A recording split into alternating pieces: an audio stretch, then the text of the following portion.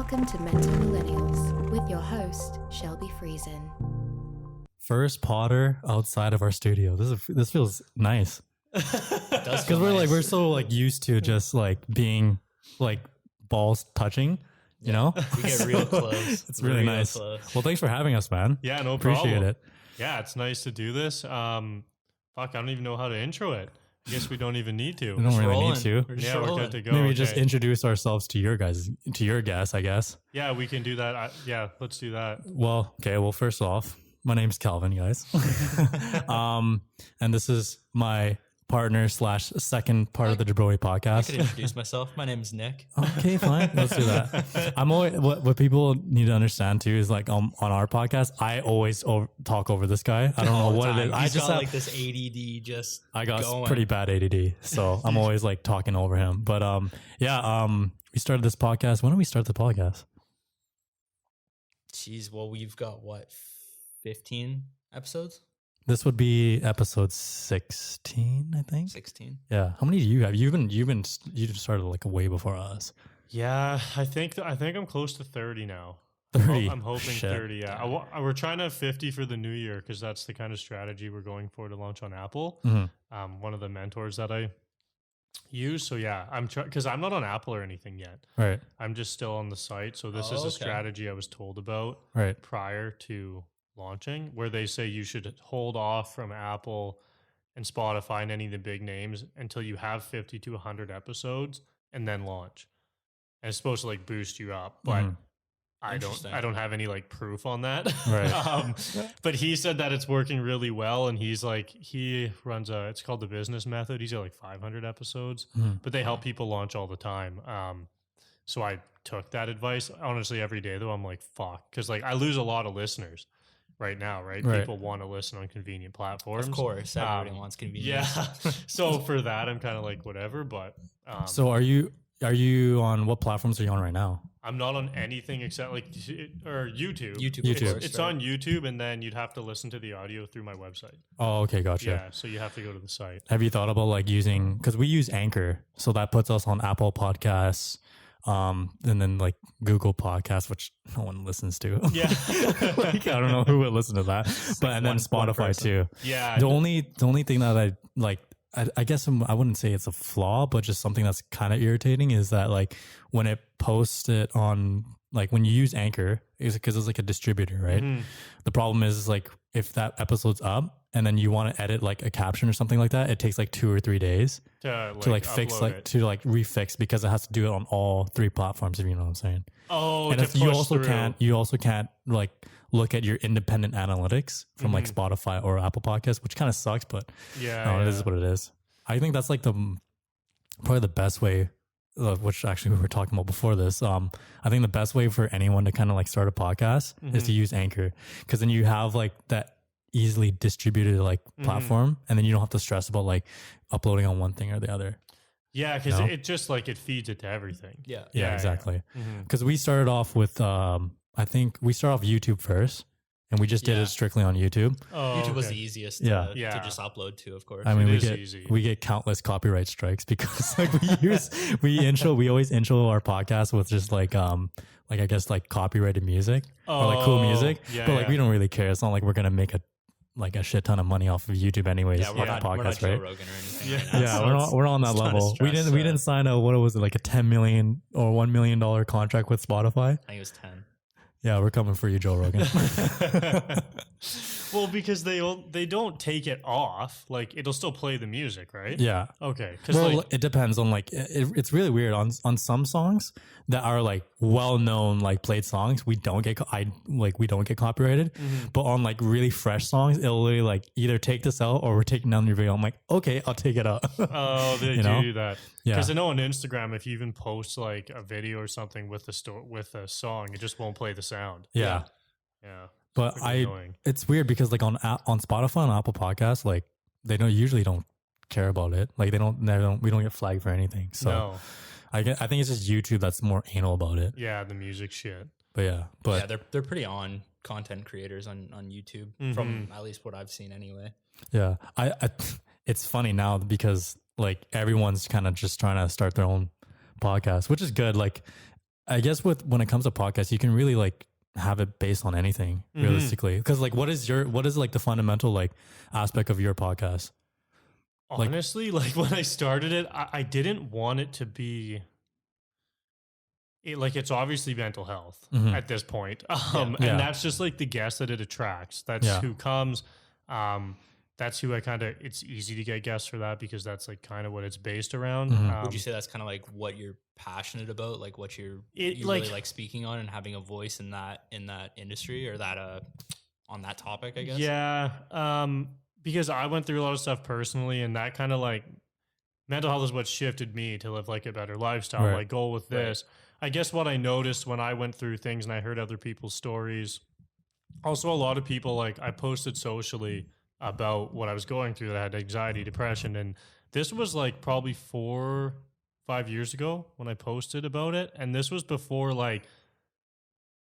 before people were really talking about it. You know, like now it's like you see shit everywhere on Instagram that's like mental health. There's 5 mental health days or whatever, whatever these things much are. More vocal on it. Yeah, it was kind of before that. And I hadn't seen many people talking about it. And I didn't post like a lot or anything crazy. I probably posted 3 times. But I noticed people would reach out and I would talk with them. And I would give them like advice and things that worked for me. And then I became really close with a few people and I watched them like directly try things that worked for me. And a lot of the stuff either did or like made no difference. So I started to realize how different everybody's situation was. And to me, I thought like the most powerful thing was listening to other people's stories to try stuff. Cause like I was like, man, me telling every person what I did isn't the best thing. I think if everybody comes on and shares what worked for them, you have to listen and kind of try things that you think will work for you. So that was kind of my goal with it. But then as I got going more, I was like, man, like it's so much more than mental health. I was like, the things I believe in are for like everything, mental health, physical health, just living like generally a nice, like a good lifestyle.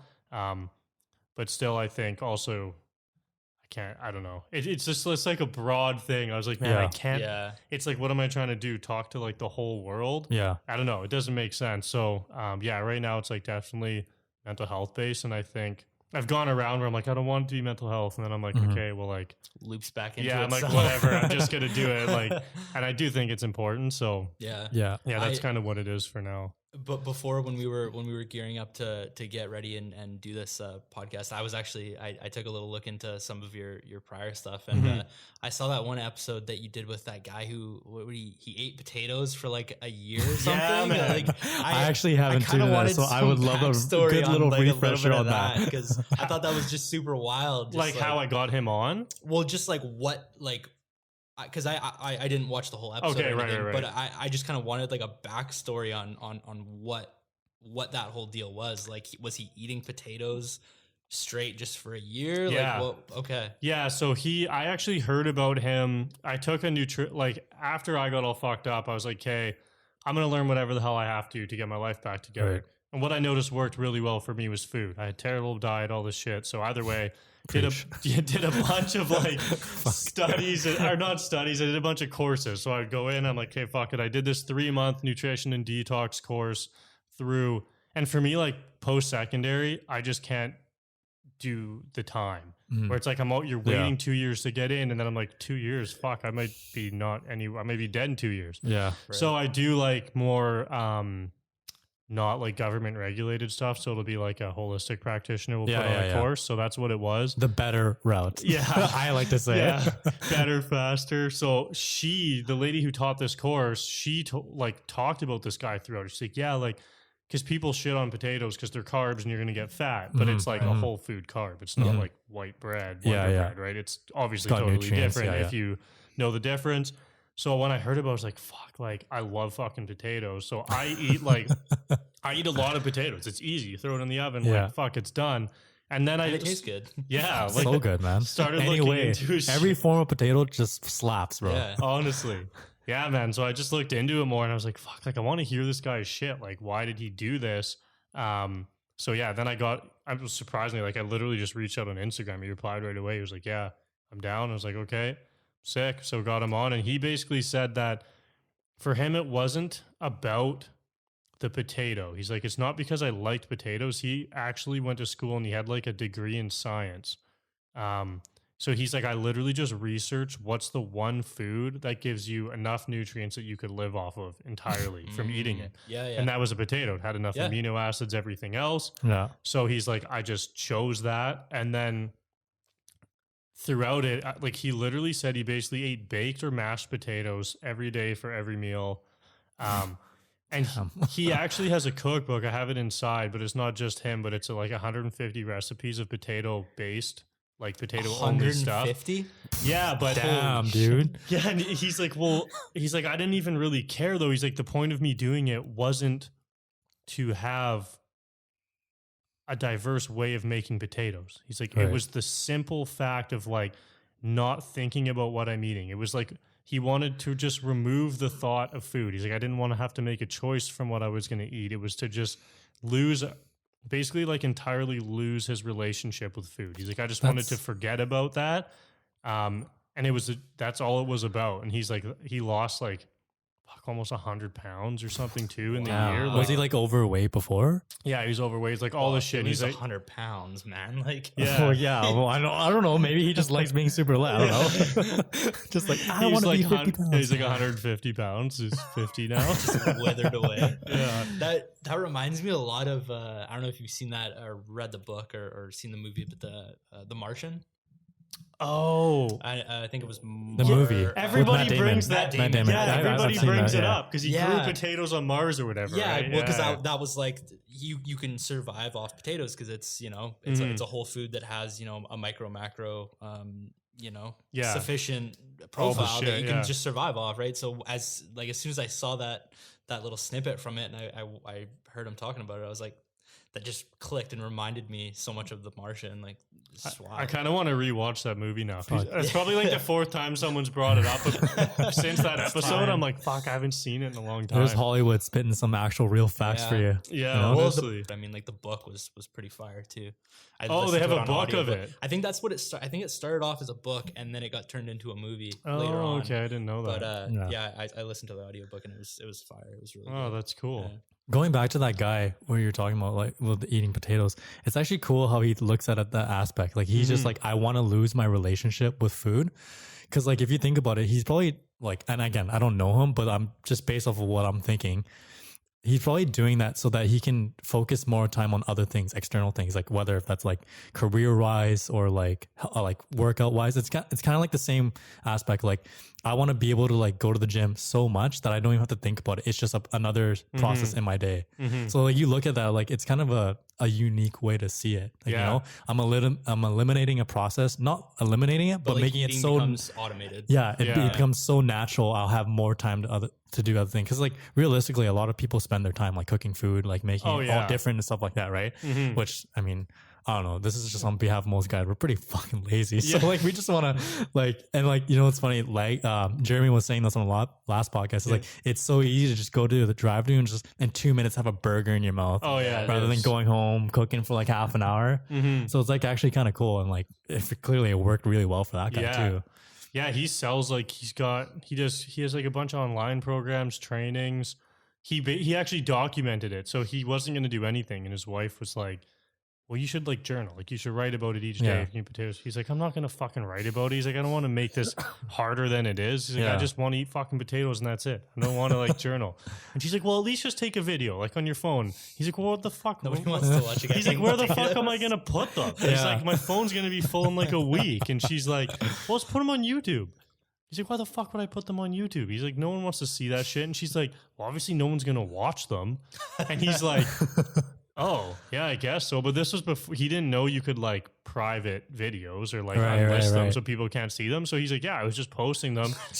Dude's just Logie sitting on a gold mine of just like video footage. Well, he thought they were getting like 2 views. And then he's like, man, I just woke up one morning and like literally this journalist found my shit and like wrote a story on him, and then his YouTube channel just like blew the fuck up. He's like, he's like, dude, I got 1,000 emails from people the next day asking, like, he said, I couldn't even reply to them all. I didn't even know what to do. Wow. And since then, now he like he built like started building small info products. So it was like people wanted to know like how did you do it or why. So he did like a little ebook that was $5. And then they wanted more, so he built like a course, and then he built a second course for what you do after you eat potatoes. So he like now that's his full-time shit. He just sells potato info. That's so wild. That's crazy how like, and was this like recent time? Like in like a few years? Few years, I think, yeah. It's just crazy how like, especially we look at it now, like with social media and like TikTok and all that Triller and all that stuff. It's crazy how like one, I guess it's just YouTube's algorithm. Like I get recommendations from videos that are like 8 years old. Oh yeah. And like they had like 20K views and now they're like 8.5. I'm like, and it's literally like the smallest thing. Like I shit you not. I watched this video 2 days ago and it was literally Obama forgetting to salute a soldier. And it had 11.5 million views and it was like 1 minute long. It's just from 8 years ago. I'm like, why There's is this so much shit that pops up and you're like, why is YouTube recommending this to me? I know, I dude. don't get it. And like, not even just to talk about YouTube, but like just like stuff on TikTok too, man. Like things just like blow up out of nowhere. Oh, it's crazy. It's crazy how like and a lot of those platforms, like when you get that exposure, I think it's also up to the individual to like try and monetize it in some way. Obviously for that guy, like it was different. Like he wasn't going in for this purpose to like monetize it. Yeah. But it just kind of like happened through the opportunity of just doing that. It's crazy how like you just do something and it can turn into like a business or things. I feel like some of the best shit that I've seen is people that happens to. Where they just start putting out there whatever they're doing and it's just like boom, all of a sudden. You can literally put out anything, like shout out OnlyFans. But like you can literally put out any, we've talked about that so much. But like, yeah, it's insane, man. Like, and that's one of the things that I think, in my personal opinion, like you can really do like anything nowadays and make it some type of a career, whether if that's podcasting like us, or like even just taking pictures, photography, or like anything, man, selling bracelets. Like, I think that's one of the things that like, and especially in our generation period, like our millennials, I guess to say, suiting for this podcast. But like, I think a lot of like people our age often have a trouble of like figuring out what they want to do. That's why a lot of like, at least our friends, like they're stuck in like school. Like I literally have two buddies of mine that like graduated from business and they're like, that was the most pointless 5 years of my life, you know? And it's just, that's why I almost have like some type of like empathy or like sympathy for like people that like go to school and they get out of it and they're like, I don't have a job. You know what I mean? Whereas like there was people that are a little bit more fortunate than us that like just stumble upon these things that like we love to do. And there is some type of compensation for it. Like I always appreciate what Nick does because he actually works and actually you tell him something. So instead of Calvin, instead of me, explain my whole backstory. I'm getting better. I'm working on it. I'm getting better day by day. He caught himself there at least. Anyway, so I'm a behavioral interventionist. Okay. Yeah. So basically, what I do is I work with and take care of people that have autism for the most part.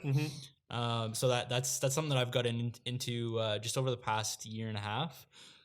Beforehand, I was doing like odd jobs here and there. Like I was working in a factory. I worked doing HVAC or hydrovac. Working on a truck. Oh, like a vac truck. Dude. Working alongside construction workers and stuff like that. So and then I did sales and whatnot. Calvin and I worked together at Popeyes selling supplements for all the OGs that know. So there's been like a lot of stuff that I've just kind of stumbled upon here and there, just done jobs as I've gone and never really sticking with anything. I've just been a nomad in the career department. So finally stumbling upon working with people in this aspect has been like a complete game changer for me because I've always been the type of person where it's not that I don't like taking rules from other people, but I like kind of working a little bit more independently. I don't like, the typical kind of like 9 to 5 setup where you're, clocking in, clocking out, show up, doing the same shit day in, day out. I can't do that.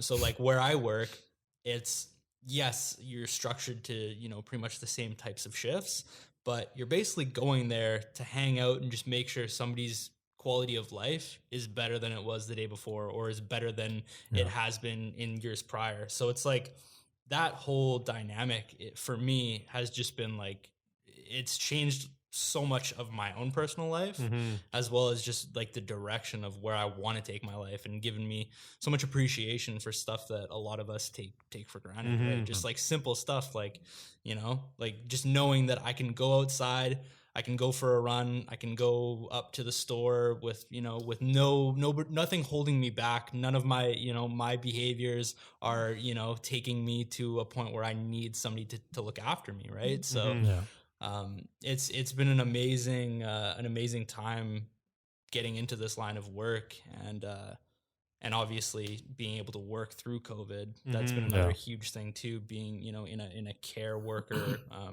type of career path.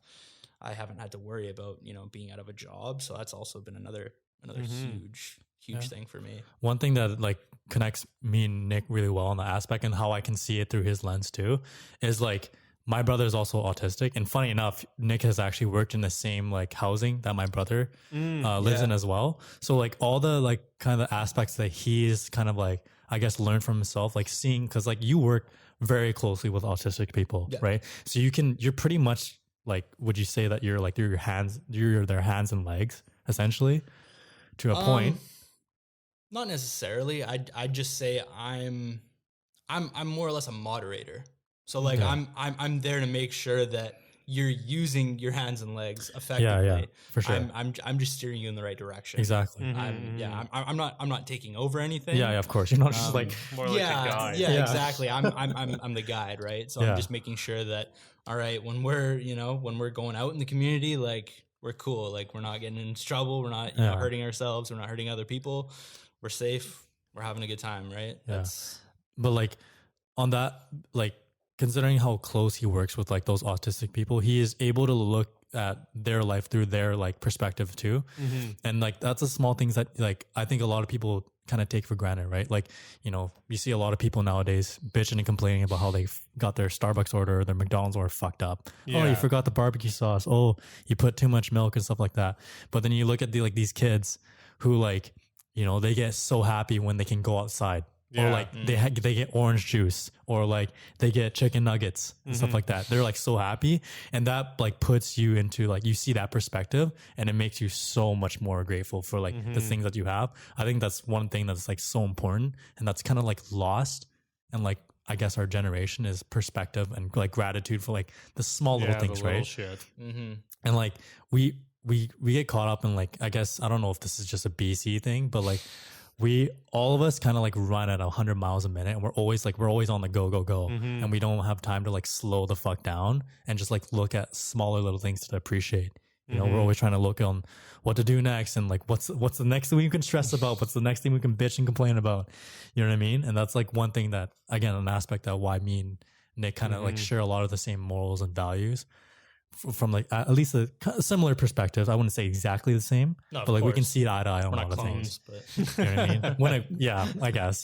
But you know, it's but I know what you're saying. It's cool, and like, I think that's also another reason why we, like, part of the reason why we started a podcast is because, I was gonna say, is like, to start it, like, is that like, how did you guys come to start it together? Well, we've been like dating back to like when we first started to, you know, actually get close and become friends. Like, I mean, we've just always had good energy together. We've always vibed really nicely, and it's been easy for us to work together in every aspect of like anything that we do. Like whether it's going to the gym, whether it's preparing for a bodybuilding competition, which we both did together, like going to the hookah lounge. There's literally like anything that you've ever put, you know, Calvin and Nick together into, like, we've always just clicked really well, and we've complemented each other based off of what the other you know, specializes in or is good at. Like, we just complement each other's skills very nicely, right? And like, we both respect each other based off what you know, the other one brings to the table. So. Funny enough too, we're like, our personalities, I wouldn't say are like similar. They're actually quite polar opposites. Like he's like he's like an introvert and I am fucking extrovert as fuck. Like I'm the guy that's showing up at his house at like 10:30.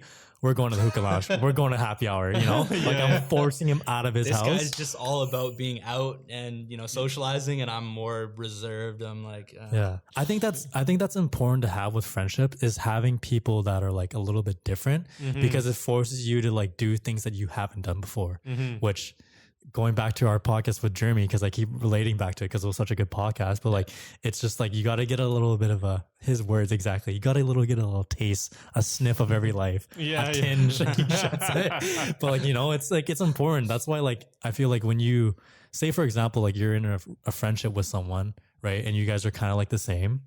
Right. If that person's being toxic, you're going to be toxic, you know, or if that person's like moping around, not doing shit with their life, you're going to kind of like feed into that. Like, as cliche as it sounds, you become the people that you surround yourself with. Right. So that's why it's so important. I think it's so important to like at least have that one friend that's either a little bit more like honest or a little bit more like crazy wild. I think that's really important to diversify like the people that you surround yourself with, you know? Yeah. You want to definitely be able to get out of your comfort zone and get other people that will promote you to do that, because it can be hard too. And like I even find that in a relationship, like with like a girlfriend or something, because a lot of times I feel like I am like, fuck, like for a long time I thought like, oh well, she doesn't do the same thing as me. Like I would look at girls because I've been single for a long time, and I'd be like, oh well, she doesn't do the same shit I do, so that's never gonna work. And then I'm kind of like, why the fuck would I want her to do the same thing as me? That'd be so annoying. I mean, it's cool, though, but like, well, like some things that I'm like, fuck, I'm like, dating myself would be fucked. Like that would suck. Like, oh, fucking, I'd piss myself off. Yeah, I was like, I don't want to date like a girl version of me. I'm like, sure, I want to do some shit together, but like, you know, I'll be like, well, they don't do this enough, or they don't do that enough, and I'm like, holy fuck. I was like, I want someone who doesn't do the same shit I do, because like, you want time alone too. Like, you want them to go 100%. Do their shit, you want to do your shit, and then the stuff that you do together is nice, but like you'll promote each other to try new things too. So I think it's like, I don't know, it keeps it exciting. Like fuck, it get boring pretty fast. For you, like I guess not to be super detailed and specific, but like when you look at like someone that like, okay, this is what would you look for in a partner? Like what would you want them to have to complement your life? Like, is there certain like attributes? It could be like physical too. I mean, maybe let's not get into that because we live in a sensitive world. Yeah. But like, as far as like, I guess on an intellectual level or a personality level, what would you? I don't know how to say it. What stands out as a girl to you? Honestly, I think a lot of it is like definitely like lifestyle based. So, I think it's funny because I see on Instagram a lot, like it's so easy to look on there and go like, fuck, like I wish I was dating this chick.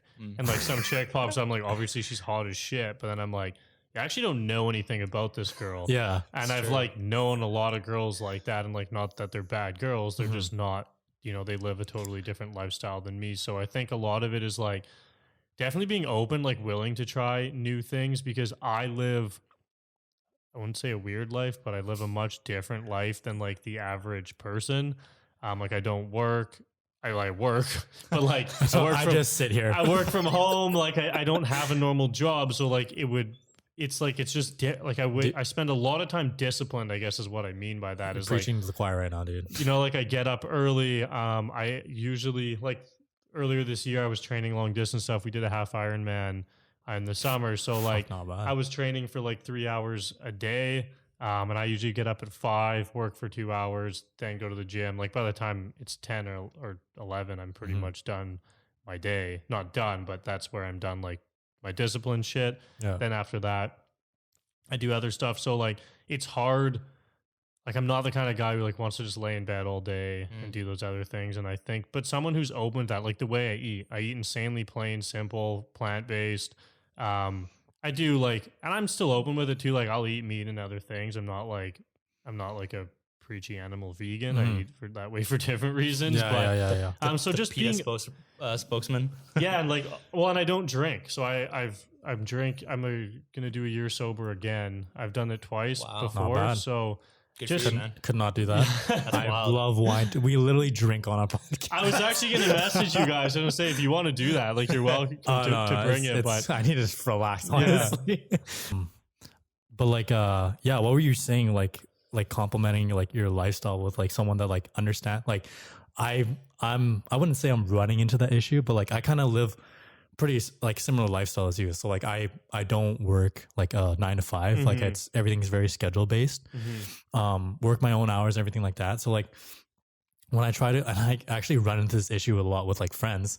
They're just like, hey man, like, are you busy like in the next like few days? I'm like, dude, I don't know. I literally, I can't tell you because shit changes like every day for me. Like I could be busy this day or I could be completely free for the whole entire week. You know what I mean? And like, the thing is like, if I have those friends or like a significant other that like gets butthurt over that, I'm like, can't vibe with you, bro. Like, you know, it's not even more so like the fact that like I just like, I don't want to hang out with you. It's just like right now, like this point in my life, like there's certain things that I need to prioritize.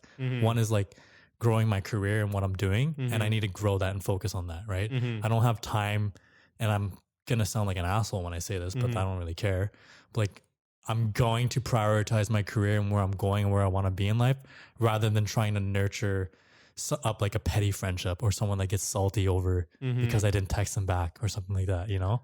Yeah, I kind of forget about that shit that people do that. Yeah. I haven't had that in a long time. Yeah. Like, yeah, it's and I mean it just I think eventually too you'll come into friend like people. I feel like that's just a life experience and sort of even like a conscious / awareness level where like people who are upset about that, I don't know, that's like I definitely couldn't do that. It's hard for me to spend time on people like that, but as you grow and like as your business grows and whatever it is that you're doing, you generally find friends who are obviously like okay with that. And it seems weird, but like I feel like that was one of the hardest things for me in my life when I was going through like health issues and business stuff is like you don't want to lose your friends, but you have at some point you have to make a choice. You either like essentially maybe leave those people, and it's not you leave them behind. I'm really still friends with everyone I've ever been friends with, no matter what I've done.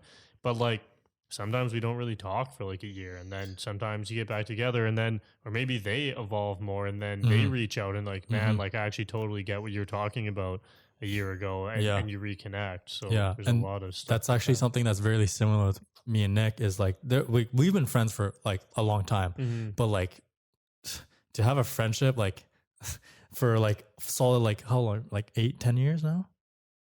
Yeah, it's been like not 10 years. Sorry, that we weren't friends since 14. That's like geez. No, but it's been close to like 8 years. Yeah, but like think about this: trying to like keep up with someone straight for 8 years and talking to them like every week. Like that's like if you look at it from that, it's like exhausting, right? Yeah. So like, we've had points in our friendship where we just didn't talk for like a year. It's not because we hated each other, right? But it's more so like we just shit got the better of us, right? We got busy with stuff like that, and I think that's where like your most important in your truest friendships is like you could go like a year or a few months of not talking to each other, and then once you reconnect, it feels like yesterday. Yeah, you know what I mean? I think that's like, and that's kind of what I've noticed, like how small my friendship circle, like my close friends at least, has like gone down because like those are the people that I always talk to whenever like, you know, I'm going through something or I just want to hang out or just like talk, and you know, it just everything like flows seamlessly. You know what I mean?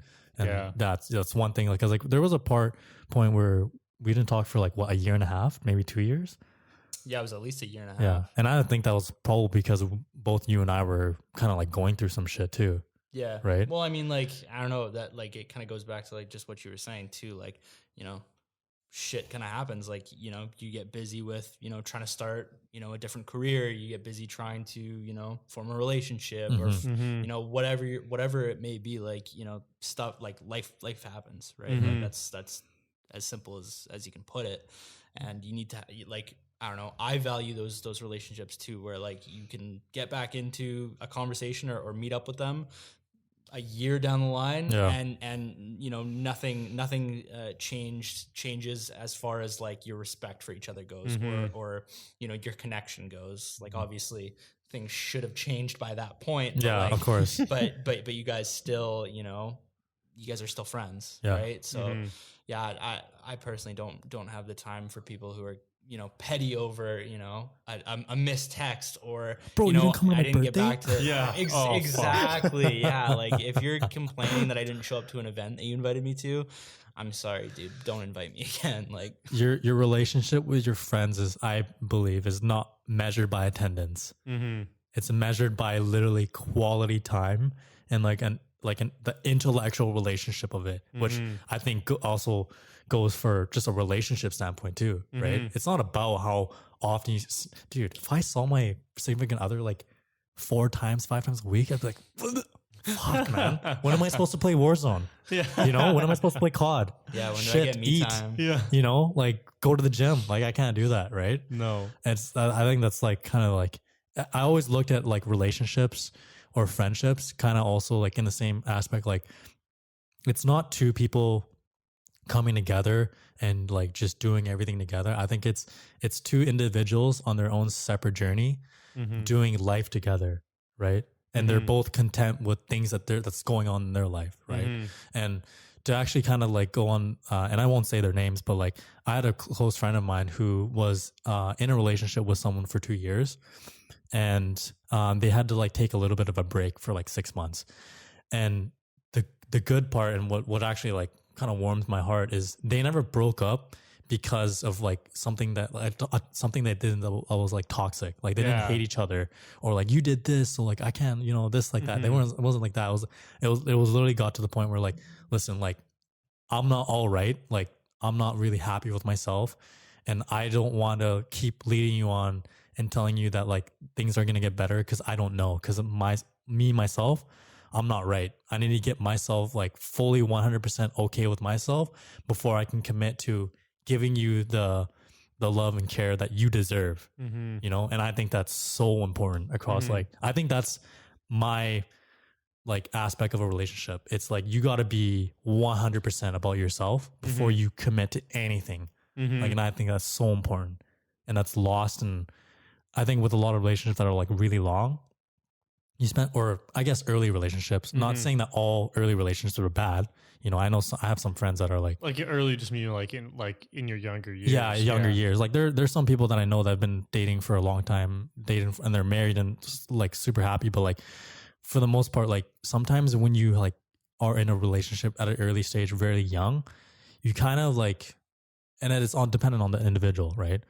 You don't have that time to yourself to kind of figure out your own shit. You know what I mean? Whether if that's like past childhood traumas, career, or anything like that. So I think it's always important to have a little bit of that me time. Yeah, you kind of come attached to that person for happiness. I find like a lot of people, it's just like dependency, really. Yeah. I think I'm pretty sure I could probably speak on behalf of all. I'm sure we've probably all gone to that point. Oh yeah. We're in a relationship. Yeah, I think that's why we can all resonate with that. With that, Like saying. I've been in like 5 relationships, and when I look back at all of them, I could tell like I had such a toxic trait. Like I had to spend like as much time as I can with them, and I made it the excuse to like, oh, I'm so busy, so I'm gonna try and spend as much time with you as I can. But I use that as an excuse to like try and make it seem as if like I need to spend every minute with you, because like that's because I care about you so much. I spend every minute, But then that turned into such a toxic trait. Like, no, I'm making that bullshit up so that it kind of like not forced them, but made them feel like, I guess, more petty for me to hang out with them, And like, thank God I've lost that trait. Well, at least I think of it. I haven't been in a relationship for a while, at least a year now, so I'm doing all right. Because this guy knows me too. I hop fucking back and forth between people. Oh, you're one of those. I'm one of those guys. I was one of those fucking like, I'm single. I'm like, but I really want someone. Hey, how you doing? Let's date. Yeah, I have buddies who would like literally like leave a relationship, and a day later they're just like with another chick for like a year, and I'm like, dude, what the fuck? How do you even do that? Would you say for yourself like, do you think that there's a fine line where like it's too soon? Like where when it comes to like even getting married or even being in a relationship? Because I personally, like from my perspective, I think that like if you're seeing someone for like less than 6 months or a year and you like decide to propose, dude, that's, cutting it super thin, short. I don't know. I think like there's people who have done it and they're like happy. I also have like friends who would live out of town and they'd have a girlfriend at home and they'd be together for 2 years, but they'd see each other for like a few days a month. They never lived together. So like for me, I think there's a few things where like, I don't know. I mean, I think I would want to live with someone prior because that's something I've seen a lot where people don't live together, get married, then get a house, and it's kind of like, oh, I fucking hate living with you. Yeah, it's brutal. And I mean, you fucking leave your socks on the kitchen table. Like, I do believe if you really love somebody and like and everything that you're gonna work it out. And like the one thing, I mean, I hadn't been in a relationship. I was single for 5 years until like honestly like a few months ago. And for me, what I've realized is like, it's a lot of fucking work. And it's like a lot of, not really compromise, but it's like, I lived 5 years doing whatever I wanted, whenever I want to. That just doesn't fly in a relationship, right? I mean, like, pick your battles, I guess, right? And it's like, I mean, we were really good. And like, you know, it's just being open and talking about things. I think the biggest thing is people just actually won't voice how they feel. And then it's just like, okay, there's two people who aren't saying shit. Oh, the only time they talk is when they bitch at the other person. You know what I mean? It's like they're upset of, oh, I wish you would have just done this. It's like, well, you didn't fucking say anything. So how am I supposed to know that? So, yeah, I don't know. I feel like it's just like I'm learning a lot too. And I think I agree that I think 6 months to a year can be soon, but it also, I think it's just scenario dependent too. Like if you're an evolved person who's been in a relationship, you're really comfortable with yourself.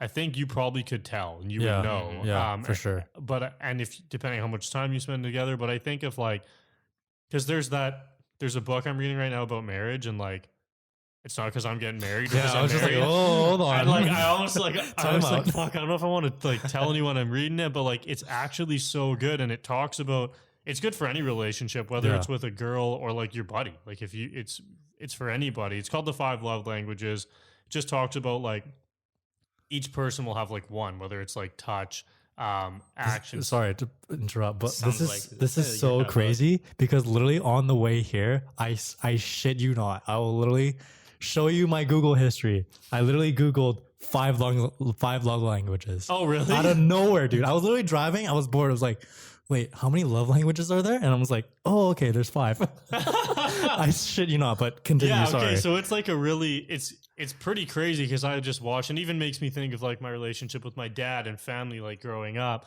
And I don't know where the fuck I was going with it now. How the book teaches you about. Oh, it teaches you about that point when you first get into a relationship and it's like that.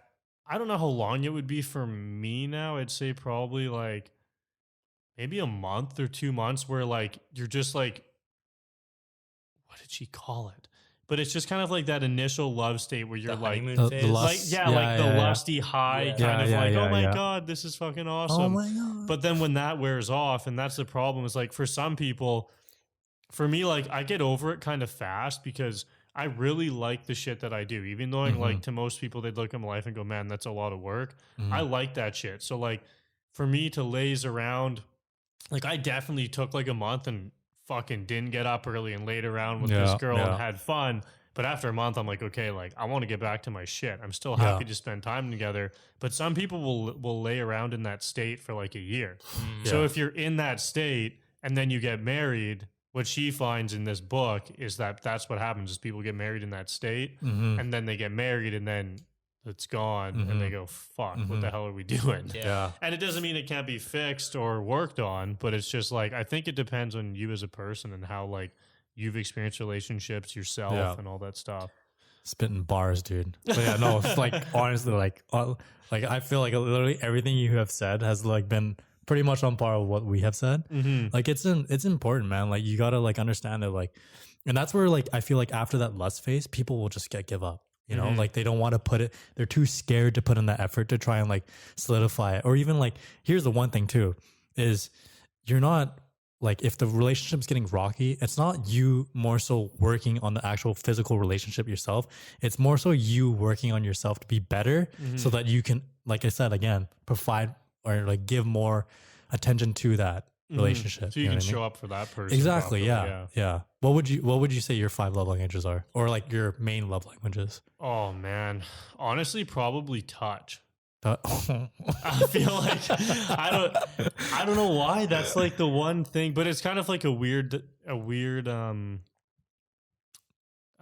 like I don't really take people's words that seriously because just like how I grew up, it's like it's just a combination of how I grew up. Like I grew up with, I didn't have, like my parents split up when we were young, so my mom was out of the house and there was my dad and my brother and I, so it was just 3 dudes.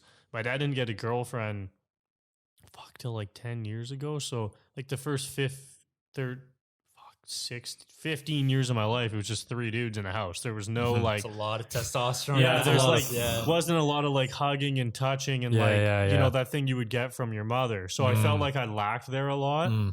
But then the word thing too, and like affirmation stuff, that was like, my dad was busy. He had his own business and he would tell us we're going to do things and then we wouldn't do them. And you know, you're a kid and I'm like, fuck you, Dad. You keep telling me you're going to do this shit. So whatever. Now, like, I know he had to do what he had to do and I don't hate him for it, but I think I was just told so many things that I kind of forgot about words, or I was like, I just don't believe shit that people say. Cause I'm like, I'm more of like, you got to show me what you're going to do. And same with anything in life, no matter what it is. It's like, I don't care if you tell me you're going to do something. How many people have told me shit that they never do? A fuckload of people. So I'm really about like I would say acts of service and touch, because acts of service is like, okay, you're doing something for that person that's showing you.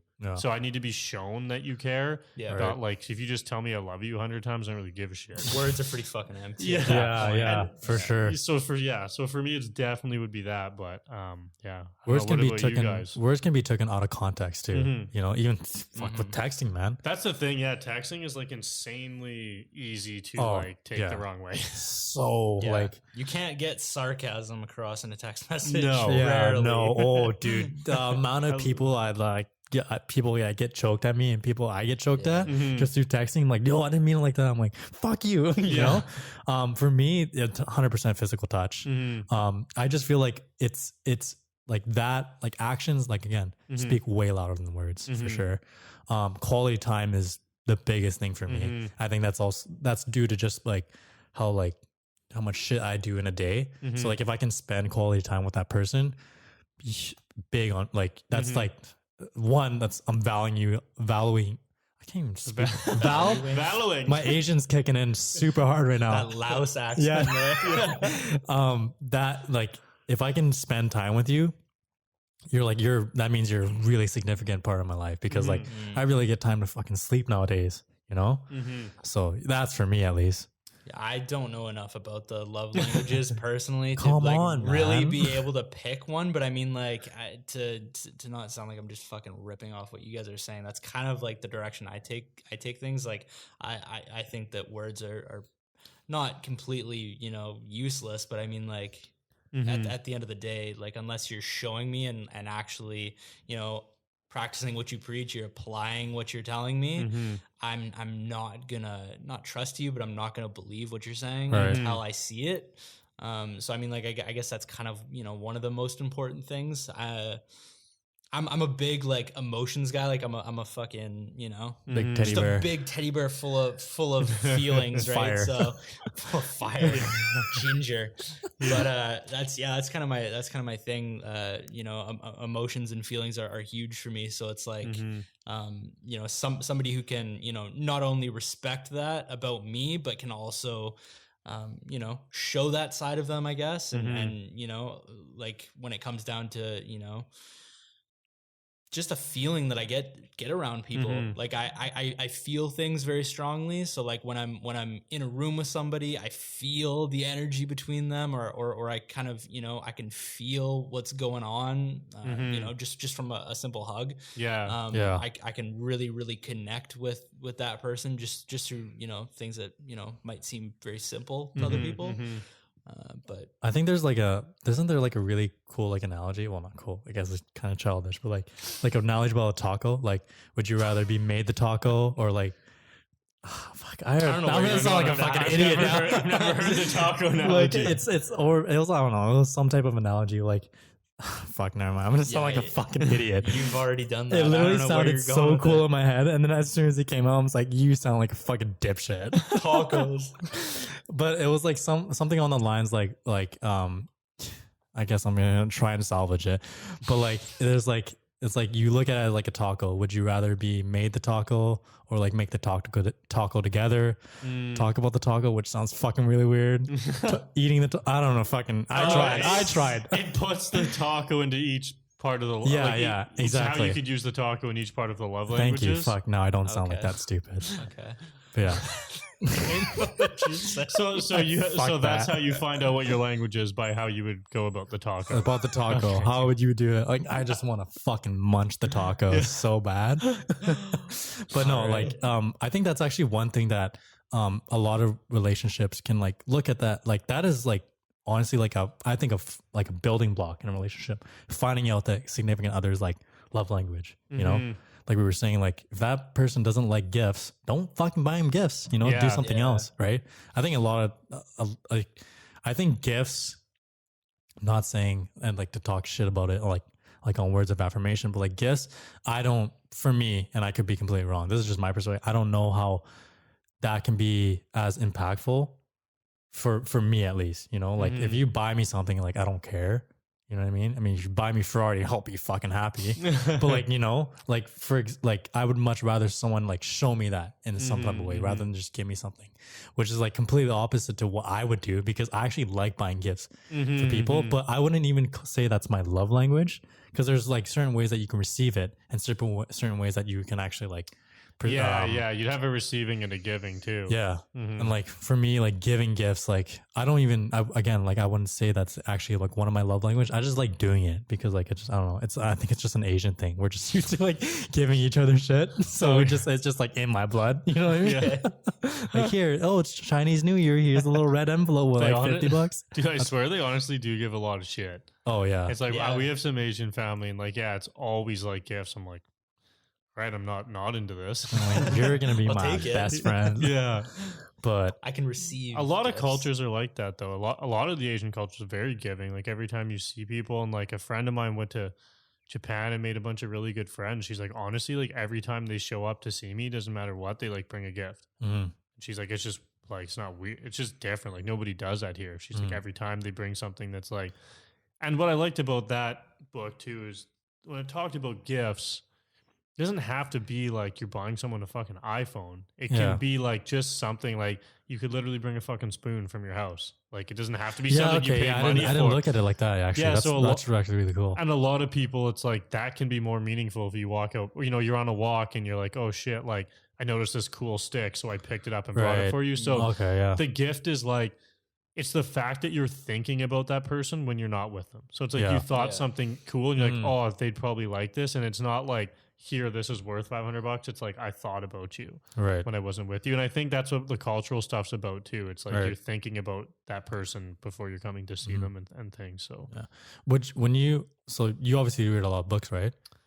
Yeah. Would you say like most of your books that you read, is it more on like when it comes like more on relationship side? No, it's the like only one I've ever read. Oh really? Yeah. I know you read a lot of books though. Well, you started to. Relationship books for shit, bro. No. I literally don't read books for shit. Yeah, I've read quite a few. I tried. Are you in a relationship right now? No, I'm not. No, mainly the books that I read are mostly like lifestyle type of books, like personal development stuff? Personal development, I guess, would probably be the best way to look at it. I don't know, anything that's like, I don't know, anything that I'm interested in. Honestly, nonfiction, fiction, I can get into. I kind of prefer to you know, read more lifestyle books, stuff that's, you know, personal development related, stuff that I can actually apply to my life. That's the bulk of the books that I've read, but something with a good story. Yeah, I can still. I read all the Harry Potter books like right away. Like when I was in what was it, like grade 5 or whatever. They had all those little reading like reading assignments or whatever, and then they'd, you know, have you like fill out like, you know, what like just summarize the book and stuff like that. And I'd have all the kids in my class like come up to me, and because he got the most points for reading the big books, the Harry Potter books, and I'll be like, oh, what happened here and there? Like, give me the summary, and then but I'd he's just like, ripping give through him the some books. fake shit and just be like, fuck you, you're not stealing it back from me, man. Back in the day in middle school, you know how like in English class you had to read a book, and then like at the end of like the I guess the week you'd have to write a summary about it. I was that kid that would be like, oh yeah, I read the book, but I would go on Google and like look at the whole. I was that kid. I did the same thing back then. I was that kid. Guys, but I never read a single book like throughout all elementary and high school. Yeah, I barely read my textbook, man. I just drew on it. Yeah, but like for me, like being on books, I actually, and shout out to the three of us, I listen to podcasts the most, man, because I absorb that so much more. I don't know what it is with me and letters. I just get scared. Like it's my phobia. I just can't. I hate reading shit. Like especially when you're on the go, because like you're driving to and from shoots, you can't fucking sit there and read a book unless you got a Tesla or something. Then you could, but just I mean, you gotta kind of work with what's practical, right? So I definitely say I'd opt for podcasts over books, just because it's a lot easier to manage that. You can shout out to us them on the go. Yeah. So listen to both of our podcasts. Yeah. If you don't fucking listen to this, you're a scum. No, I honestly, and before I have to jump off and start my ghetto ass camera again, but like I personally, like I love listening to the podcast with Navy SEALs guys, dude. Those guys, David Goggins, Jocko Wilkins, like all those guys. Yeah, Jocko Wilkins stuff's pretty good too. Man, they have just gone through, and I don't care what anyone says, I think they're the most badass people on the planet because they have gone through stuff that no one in the world has ever gone through. And I'm not talking about just like war. Like they have experienced so many different things on a personal level that you cannot, like you can take a group of people in a room of 100 people that they can share all about their experiences, but like you compare it to that one guy, like he has been through it all, man. The thing is with those Navy SEALs guys is when you like listen to them and hear them talk, and this kind of goes back to I guess to the point of like, I guess when it comes to mental health is those guys have been put to a point where they have been at rock bottom, especially with the first week of Navy SEALs training, which is called Hell Week. They literally break you. Like they're trying to break you down, and like to the point where like if you were to get captured by the enemy, like you have to understand, you still have to think, you know, and they'll break you down to the point where like beating you, physically abusing you, mentally abusing you. And then from that, you have to go up. Like you can't back down, you know?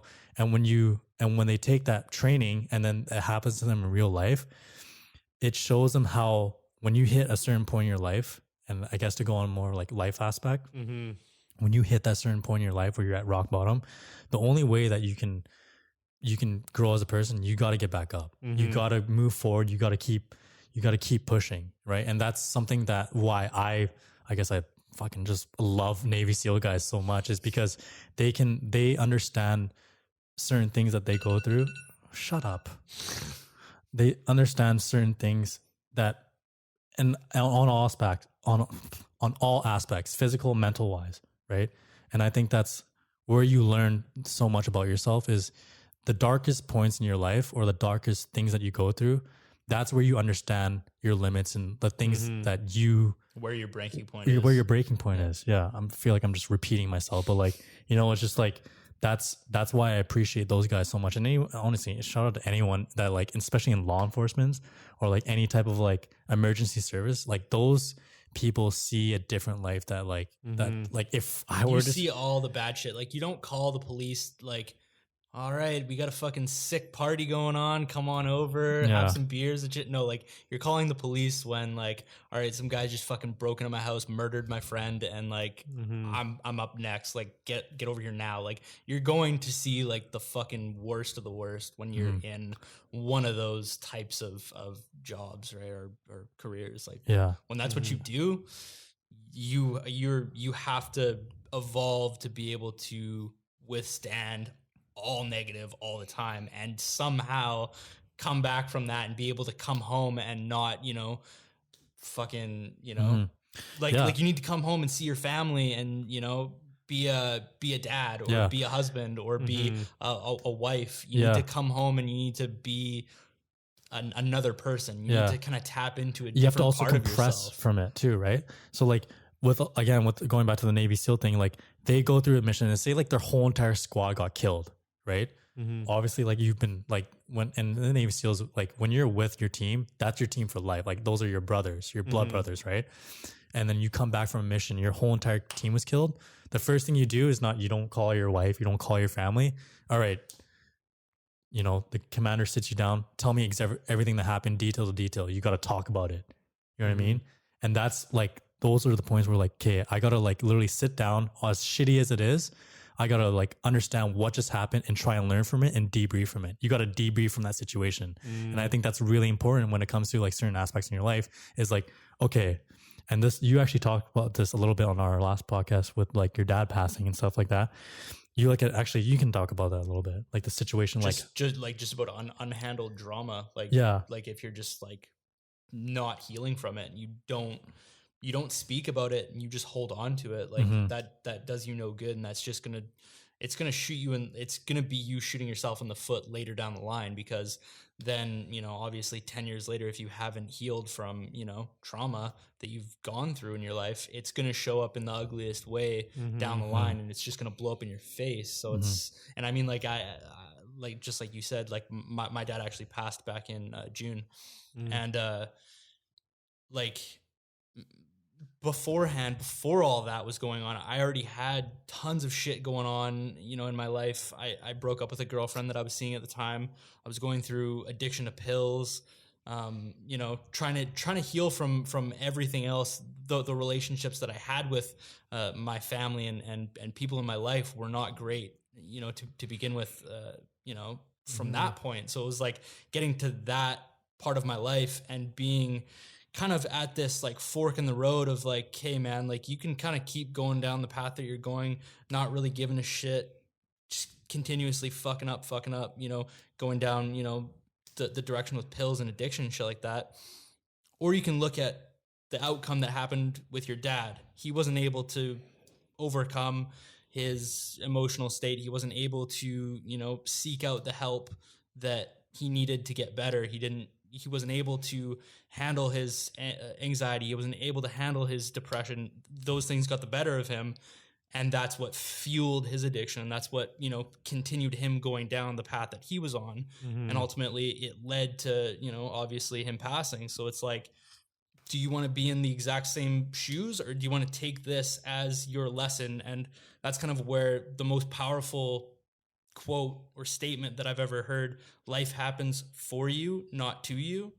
And that's still been one thing that I always look back to whenever shit gets hard, because it's so important, because you can take that situation of, okay, like my dad just died. Like, what is good about somebody in your life dying? Like, like you can't just pull something out of the air. Like, you know, this is good. This is, you know, you have to look deep into why this can serve a real purpose in your life.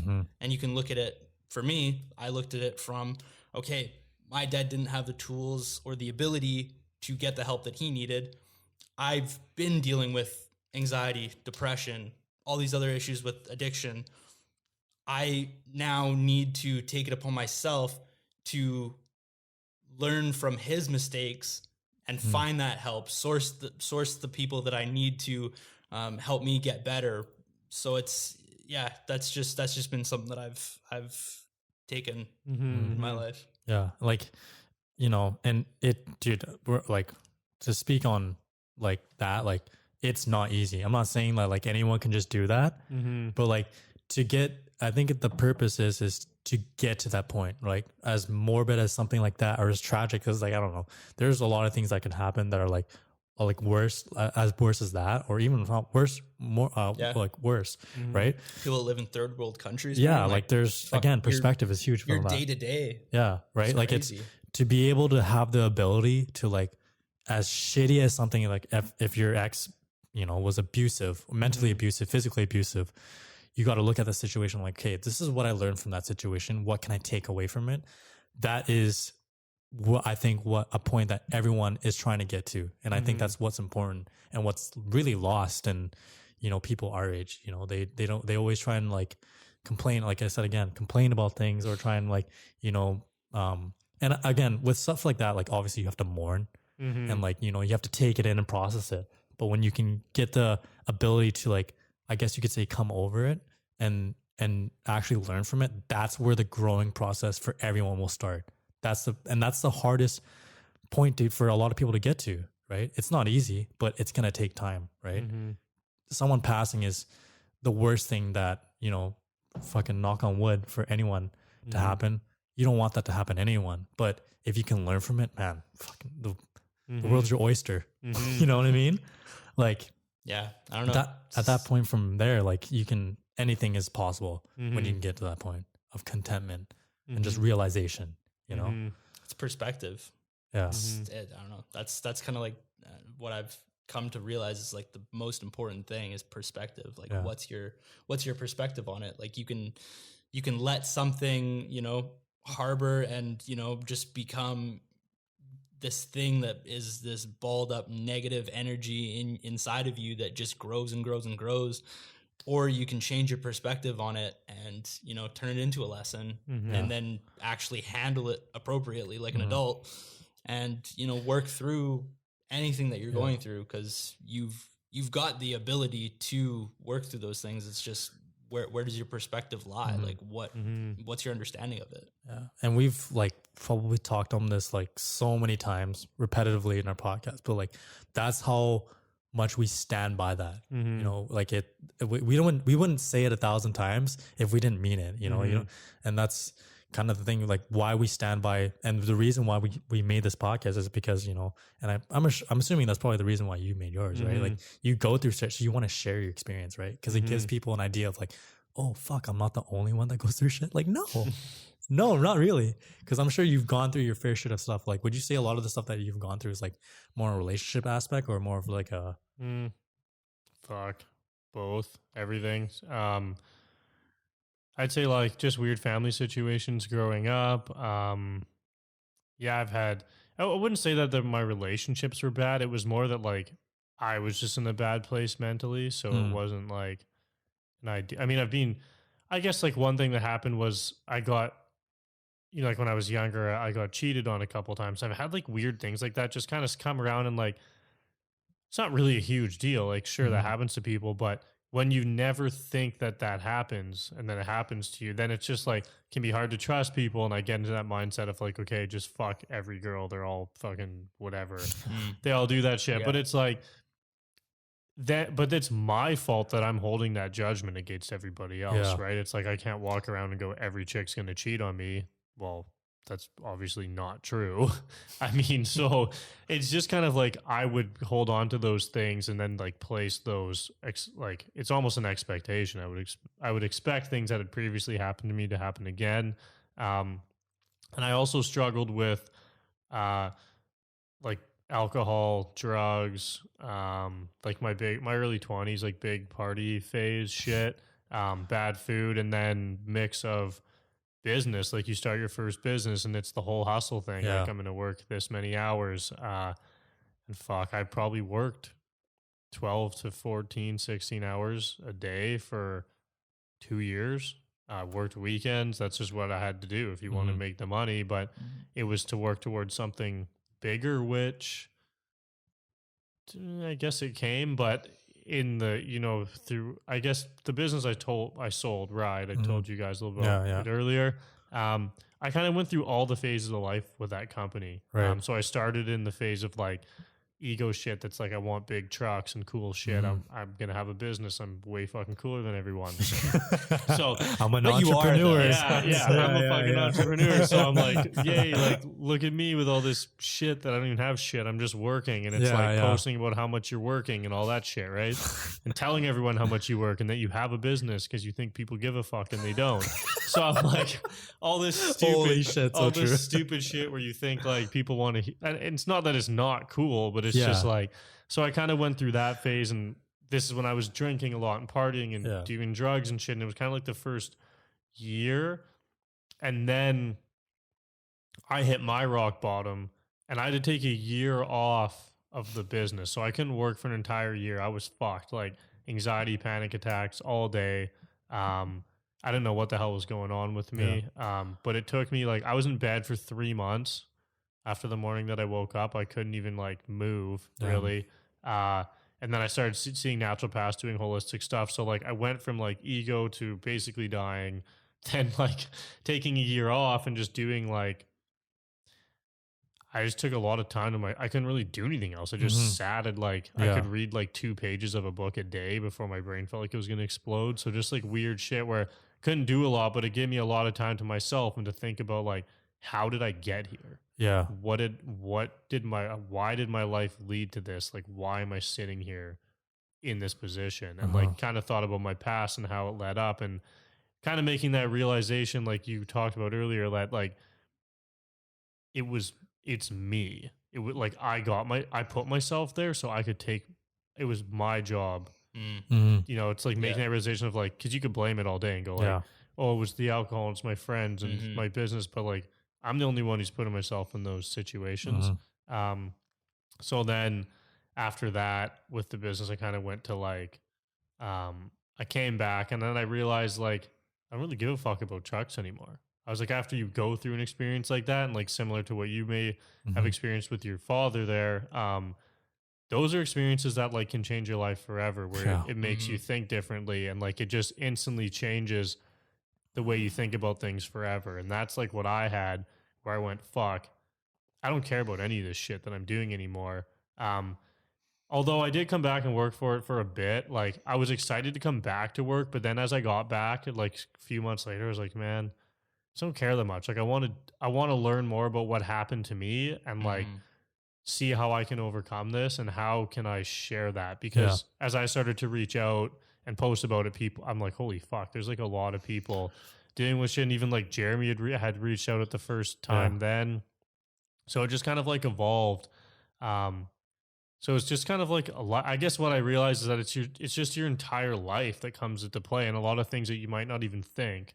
Whereas I never thought about my childhood really affecting me that much. But looking back, my earliest memory of my life is just me is being scared and unsafe. And I don't know the whole memory, but I can if I think back on my life, the earliest thing I remember is this. And then basically I'm sitting, my mom's holding me in her arms, but it's it's a bomb's going to go off and she's holding me like that. But all we're doing is sitting in the living room and there's a male who's yelling, but she's holding me away. And I can feel that feeling of uncomfort and unsafe. And that's the first thing I remember. And then as my life goes on, I didn't have a bad life. My family was fine. My dad, we did cool shit. He bought us dirt bikes. I got to do a lot of playing hockey, did all this fun shit. But my memory is what sticks in my memory the most is all the unsafe stuff. When I went to hockey, I was really uncomfortable and scared and had anxiety. And when we would go on road trips, I have anxiety. And it's you get so caught up in it that my memories are just of the anxiety and not the fun part. If you were my dad to look at me and go, you have a sick childhood, and I did. But for me, the memories and the feelings are different. It's you guys can both be sitting here right now and you could be freaking out with anxiety and you can be having fun and nobody knows.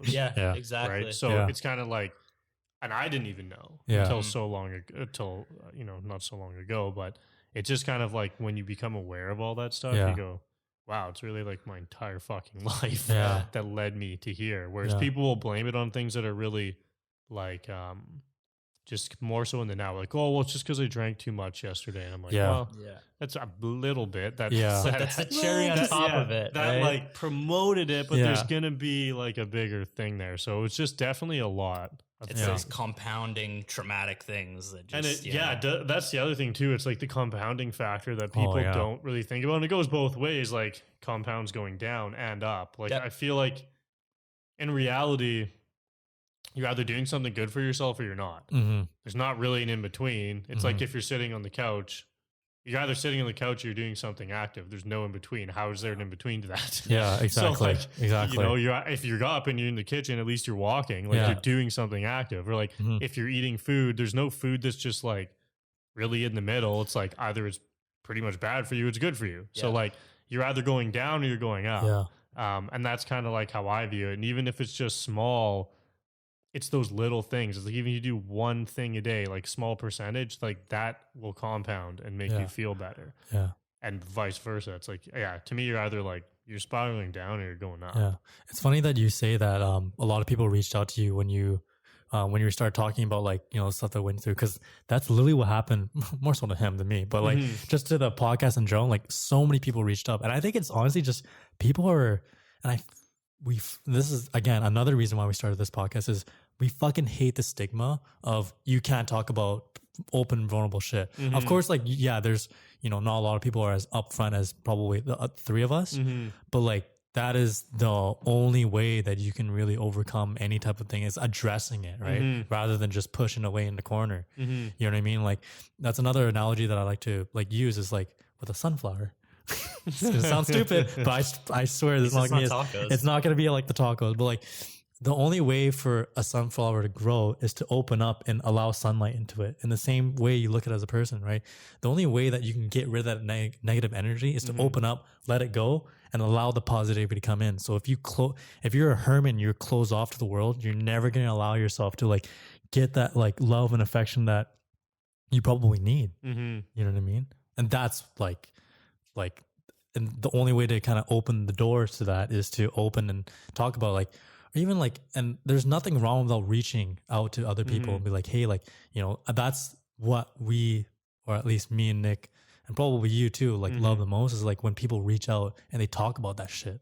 Like I fucking love that shit, man. Like I love it when people reach out and be like, yo, man, like whenever I see someone on our podcast and when he sees it too, like they reach out like, hey man, like I watch your podcast and like this, like it resonates so much with the shit that I've gone through. I'm like, fuck yeah, dude. Fucking let's go get McDonald's or some shit. Like, let's go, man. Like, I don't care. Like you had more people come up to the gym talking about like, hey man, like listen to your podcast. Like I actually have too.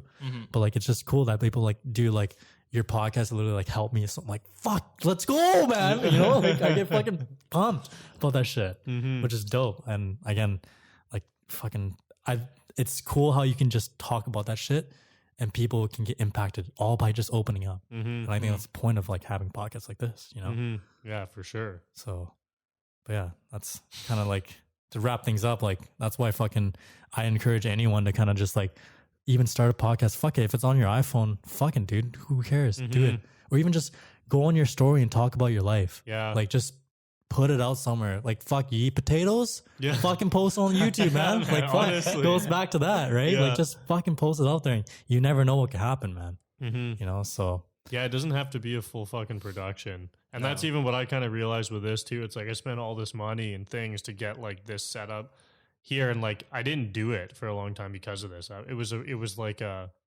holdback where I'm like, okay, I can't do it till the studio. It's not ready yet. I need this before I do it. It'll never be perfect. Yeah. And it'll never be there and all this shit. And then now I was like, I never want to do one online. Like, it's got to be in person. And I don't care until I'm not getting big guests till I can afford to fly them here and like all this shit. And that was my mindset. And then when COVID hit, I was like, okay, well, I'll put it on Zoom and I'll try some. And then I did a few and I was like, man, like there's nothing wrong with this. Like, it's not the best, but I was like, fuck, like, then it made me realize, like, I want to be mobile and be able to do it from wherever I want to. So I like that aspect of it. And I was like, man, this was really just like it's because I was scared is what this was for. Whereas after I've done this and then did them on Zoom, I was like, fuck, I didn't even need that shit. Like, could have done with that. I could have bought way more basic stuff and like I'm selling all your shit. Like, I'm really happy that I have it. And like, it's obviously an awesome space. But again, it's just also becoming aware of like that was just like a fear or like a resistance for me. So next time it's like, okay, just start it just do, you know, whatever my next venture is, start simple, go with it. And like, just be aware of your own resistance and how that's really the only thing holding you back. You'll find a million different reasons to talk yourself out of doing something. Like, you can, there's no limit to it. It's kind of like the quicker that you act on things, the faster you're going to get it done, the easier you're going to get your foot in the door, right? Like, and especially for this stuff, just do it. Just like get your, like, what are you really scared of? It's your face being there. That's exactly. So just fucking do that. Even if you take a 2-second story saying, hey, I'm doing a fucking podcast, that's just as bad as whatever you're going to have to say on here for however long. So it's just getting, as soon as you do it once, like, oh, actually wasn't really that bad. Maybe I'll do it one more time. And then you're like, okay, yeah, that's pretty good. Yeah. So it's just like, I think conquering that fear like as fast as you can. If you can nail down to what it actually is and just do it in the simplest way possible, then what's next? You're over that, instead of like you're putting off, you're linking all these things back to one fear without even being really aware of what the fear is sometimes. Mm-hmm. Yeah. Well, first of all, again, thanks for having us on here. To our listeners, if you guys want another podcast to be listening to, shout out to Mental Millennials at Shelby Friesen, who started this podcast. I think it's kind of cool that like, because I think we've probably watched each other's content, but like I like how like even just this first podcast we've done together, like I can see how like a lot of the stuff that we like talk about like aligns so well, which is like dope, man. And like that's all the shit that I'm about, right? And I want to spread that shit to like all my friends, all my buddies. Like, you know, I'm not doing it to get fucking clout or to be famous. I'm doing it because, for one, as a content creator, all I've done my whole life is creating shit for other people. So that the fact that I can do this for myself and has some type of an impact to it, I'm about it, man. I'm about it. But yeah, thanks so much for having us on this podcast, man. Yeah, really man. appreciate it. Yeah, thanks for coming out. And same thing, like we can post too. Like I'll post and obviously get people to check out your guys' stuff too. That's the Jabroni podcast. Jabroni podcast. I love the name, man. It's so good. Senti boys. Yeah. Hashtag new merch coming out soon, boys. Yeah, that's awesome. So yeah, man, thanks for coming out, bringing all your stuff, because we needed the extra mic and other things. So yeah, it was a blast. Appreciate being on here, man. Yeah, it was nice to get to know you guys, share the space, and we'll be in touch. More episodes coming soon with the collab.